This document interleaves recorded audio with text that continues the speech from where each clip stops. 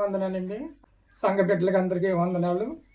నేను కొయ్య ప్రాంతానికి వచ్చినప్పుడు మరి అయ్యగారు అంటే నాకు తెలియదు, ఓక్సలు ఏంటో నాకు తెలియదు. మరి నాకు ఇక్కడ ఎవరు పరిచయం లేరు.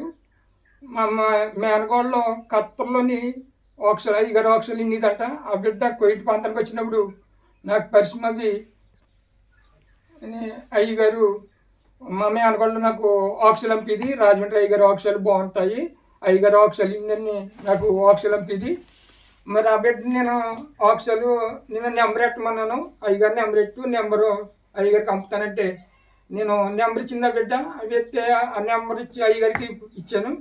అయ్యగారికి ఇచ్చిన తర్వాత అయ్యా పలానా బిడ్డ నెంబర్ ఇచ్చింది, ఈ నెంబర్కి నాకు ఆక్సలం పండాయి అంటే పంపువారు. మరి ఆ ఆక్సల్లో నేను ఎంతో ఒంటరిగా ఉండేవాడిని. ఆ ఆక్సలు అంటే అలా పని చేసుకునేవాడిని, అలా ప్రార్థన చేసుకుంటూ ఉండేవాడిని, ఎంత బలపడేవాడిని ఆ ఆక్సల ద్వారా. కానీ కరోనా వైరస్లో గట్టా చాలా నేను ఇబ్బందులు పడ్డాను.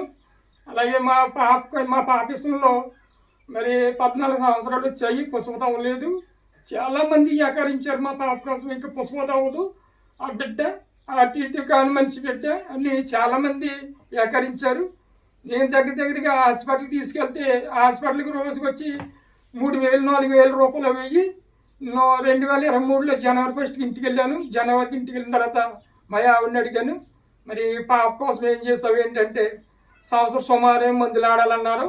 కానీ గర్భసంచి తేడా ఉన్నదంటే సంవత్సరం సుమారు మందులు ఆడాలన్న చెప్పారు.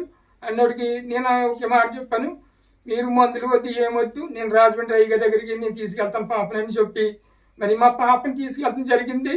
తీసుకెళ్ళిన తర్వాత అయ్యగారికి ఉన్నట్టుగా నేను చెప్పాను, అయ్యా మా పాప 14 సంవత్సరాలు వచ్చాయి, పుసలు లేదు అయ్యి ఇప్పటికి చాలామంది ఏకరిస్తున్నారయ్యా అని చెప్పేసి నేను వచ్చేసి ఇంటికి వచ్చేసిన తర్వాత నాకు కోవిడ్ టైం అయింది.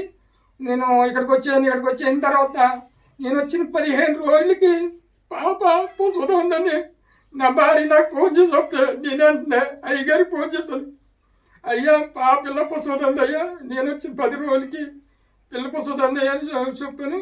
మరి అయ్యగారు ఎంతో సంతోషపడ్డారు. ఈ రోజుని నేను సౌదీ బోర్డర్లో నౌషిప్లో ఉంటాను. లాస్ట్ నేను మరి ఇక్కడికి అయ్యగారు వచ్చారు, నన్ను కలిశారు. నిజంగా నాకు ఇళ్ళని బిడ్డలు ఎక్కడ చూడలేదు, సంతోషపడతాను. నా కుటుంబాలు గట్ట, నా తల్లిదండ్రులు కానీ కుటుంబాలు కానీ ఎలాగున్నావో ఏంటని గట్ట అడిగిన వాళ్ళు గట్ట కాదు. ఈ రోజున అయ్యగారు ఎంత దూరం వచ్చారంటే నాకు ఎంత సంతోషంగా ఉందో. నిజంగా సాక్షి దీవించాను.